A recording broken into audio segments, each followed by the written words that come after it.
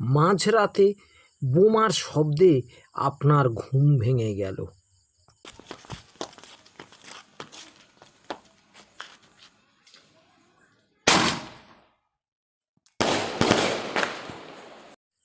জেগে উঠে বুঝতে পারলেন ওটা বোমা নয়, বাজি ছিল। যাই হোক, ভয়ে ভয়ে দরজা খুলতেই চমকে গেলেন, আর তারপরেই হাসি। ব্যাপারটা কি? কার্তিক ফেলেছে, ওতে পূজা করতে হবে। সকালে বামুনের বাড়িতে গেলেন।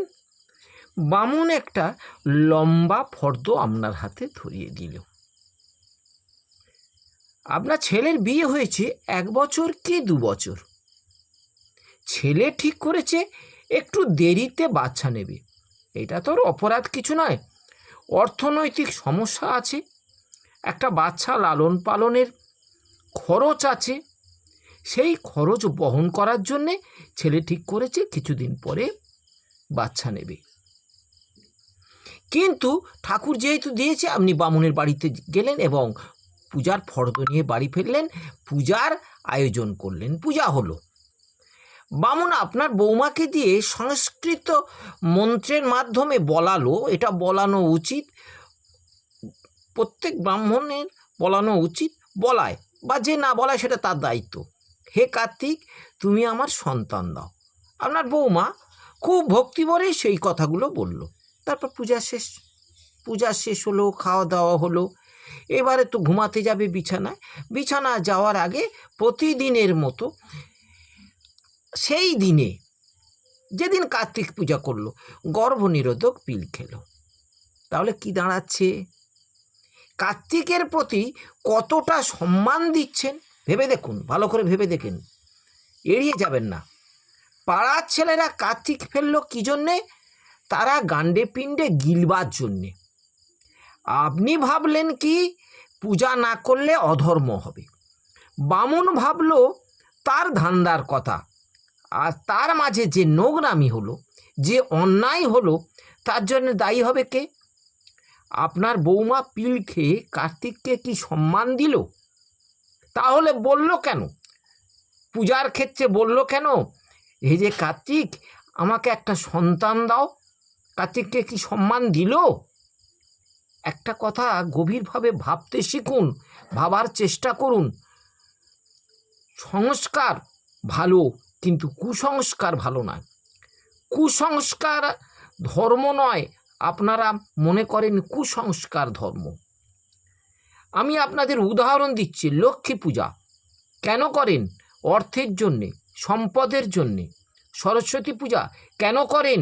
বিদ্যার জন্যে। কালী পূজা কেন করেন? দুর্গা পুজো কেন করেন? শক্তির জন্যে।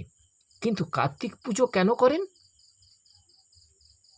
কার্তিক পুজো কেন করেন একবার ভেবেছেন কি? নিজেদেরকে জিজ্ঞাসা করুন, ভালো লোকেদের জিজ্ঞেস করুন, যারা জানে তাদেরকে জিজ্ঞাসা করুন যে কার্তিক পুজো কেন করে। কার্তিক পুজো টাকা পয়সা, ধন দৌলত ইত্যাদি পাওয়ার জন্য। অনেকে বলে শক্তি লাভের জন্য কার্তিক পুজো করে। ভুল, 100% ভুল। সন্তানের প্রয়োজন হলে তবে কার্তিক পুজো করে, সন্তান লাভের জন্য কার্তিক পুজো করে। সন্তানের প্রয়োজন না হলে কার্তিক পুজো করার কোনো প্রয়োজন নেই। হারামখোর ইতর শ্রেণীর বামুনরা একথা আপনাদের বুঝিয়ে বলবে না, তাদের ধান্দাটা উঠে যাবে।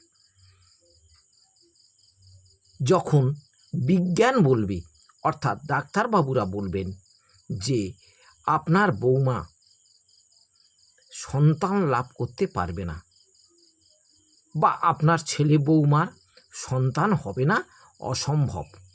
বিজ্ঞান যখন না পারে, ভগবান তখন এগিয়ে আসে। তখন আপনি কার্তিক পূজা করবেন। কিভাবে করবেন? পাড়ার ছেলেরা আপনাকে কার্তিক দেবে। আপনারা দাদু ঠাকুমারা তাদেরকে বলবেন, আরে আমার ছেলের তো অনেক দিন বিয়ে হয়েছে, বাচ্চা টাচ্চা হচ্ছে না, তোরা একটা কার্তিক দেয়। যদি কার্তিকের দয়ায় একটা নাতি নাতনি লাভ করা যায়, তোরা একটা কার্তিক ভোরের সময় দেয়। একদম এটা লজিক কথা বলছি আমি। এইভাবে প্রাচীন নীতিতে কার্তিক ফেরা হয়। কিন্তু বর্তমানে কি হয়?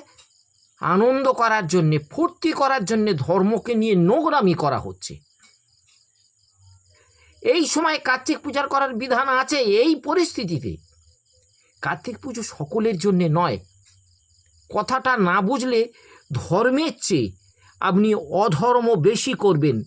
100% আমি গ্যারেন্টি দিচ্ছি যে আপনি কার্তিক পুজো করে আপনার বাড়িতে কার্তিক দিয়েছে বলে কার্তিক পুজো যেটা করছেন এটা অন্যায় করছেন, কার্তিককে অসম্মান করছেন। এই কথাটা নিজে বুঝুন এবং সবাইকে বোঝাবার চেষ্টা করুন। ভালো থাকবেন।